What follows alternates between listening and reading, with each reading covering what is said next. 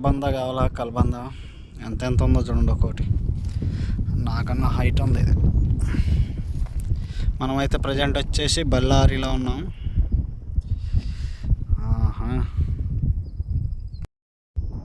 నేను టాలీవుడ్ బాలీవుడ్ కాదు, direct Hollywood ఏరియాలో ఉన్నాను. ఎంత పెద్దగా ఉన్నాయో చూడండి ఇవి. అదేదో సినిమా గుర్తొస్తుంది నాకు ఇది చూస్తే. సినిమాలో, ఇంగ్లీష్ సినిమాలో అంతే, ఆ ఆకులు, ఆ చెట్లు, యమ్మ ఒక్కోటి అంత ఉంటాయి. ఇప్పుడు అలాగే కలబంద కూడా ఎంత పెద్దగా ఉందో చూడండి.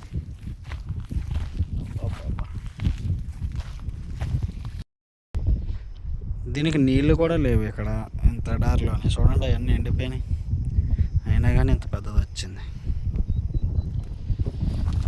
ఆయన ఈ చుట్టుపక్కల కూడా ఎవరు కనిపిస్తలేదుగా. ఇక్కడ ఏదో బావిలా ఉంది, వెళ్ళి చూద్దామా? అబ్బా, ఇది కూడా ఎంటీ, ఏమీ లేవు. అబ్బో, కనుసూపు మేర ఎవరు కనిపిస్తలే కదా.